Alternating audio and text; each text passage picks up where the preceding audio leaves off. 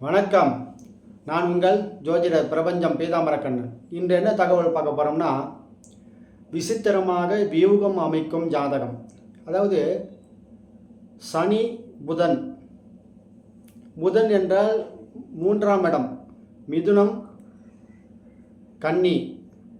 காலபுருஷனுக்கு 3க்கும் 6க்கும் ஆதிபத்தியம் பெறக்கூடிய புதன் 3 தகவல் தொடர்பு, தொழில்நுட்பம், இரட்டைத்தன்மை. நம்ம உடல் உறுப்புகளில் நரம்பு மண்டலம் என்று சொல்லக்கூடிய அந்த தகவலை கடத்தக்கூடிய, இல்லைன்னா உடம்பு ஃபுல்லாக கவர் ஆகுதில்ல தோல், அது புதன். ஒரு விஷயத்தை முற்று பெறணும்னா, வடிவமைப்பு கொடுக்கணும்னா அதுக்கு காரகர் புதன். புத்திக்கு காரகர் புதன். அறிவுனா சூரியன், புத்தினா புதன். இந்த புதன் சனி என்ற கிரகத்தோடு சேரும்போது, சனி என்றால் 10க்கும் 11க்கும் காலபுருஷனுக்கு இடம் பெறாரு. அதாவது 10 என்றால் கர்மம், 11 என்றால் லாபஸ்தானம், மறைவு ஸ்தானம், ரகசிய ஸ்தானம் சொல்லுவாங்க. இந்த 10, 11க்கு உண்டானவர் போயிட்டு 3க்கும் 6க்கும் உண்டானவர் கூட சேரும் பொழுது காலபுருஷனுக்கு, நான் சொல்கிறது அனைத்துமே காலபுருஷ தத்துவத்தின்படி தான். நாடி ஜோதிடத்தினுடைய சூட்சமுமே அதிசூட்சமம் சொல்லுவாங்கள்ல, அதிநுட்பமாக மிக துல்லியமாக வர்றதுக்கு காரணமே அதுதான். அந்த சனியும் புதனும் சேர்க்கை பெற்றால் ஏதாவது வாழ்க்கையில் படித்து கொண்டே இருப்பார்கள். சனி புதன் சேர்க்கை பெற்றால் என்ன பண்ணுவாங்க, தடே இருக்கும் படிப்பில் அப்படின்னு சொல்லுவாங்க. அது மற்ற கிரகங்களையும் சேர்த்து நம்ம பார்க்கப்பட வேண்டும். இந்த சனி புதன் சேர்க்கை பெற்றால் இவர்கள் வாழ்நாள் முழுவதும், அவர்களுடைய வாழ்க்கை பயணம் முழுவதும் ஏதாவது ஒன்றை கற்றுக்கொண்டே இருப்பார்கள். அதுதான் புதன் சனி. சனி என்றால் அனுதினம் செய்யக்கூடிய கர்மம்.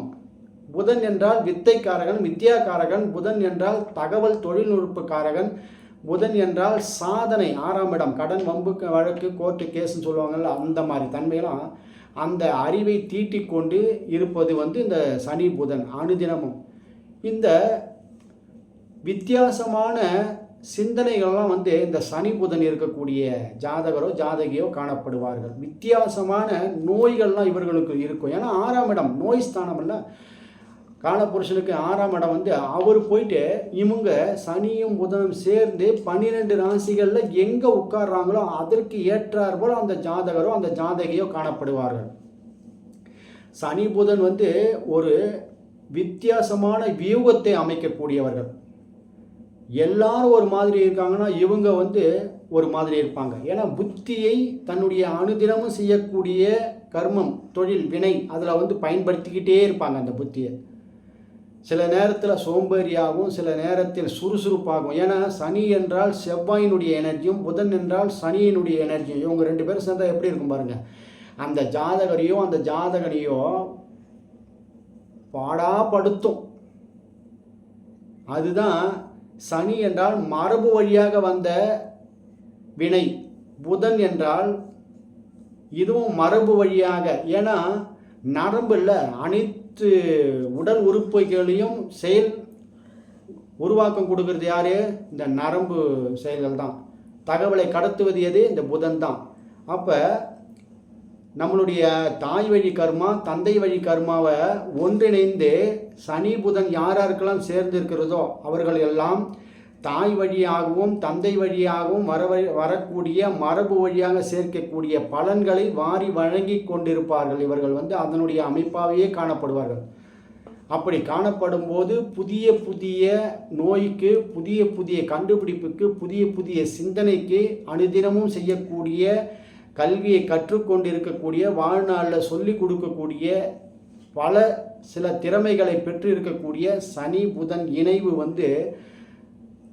இதில் பல நன்மைகளும் பல தீமைகளும் இருக்குதுன்றது தான் நிதர்சனமான உண்மை.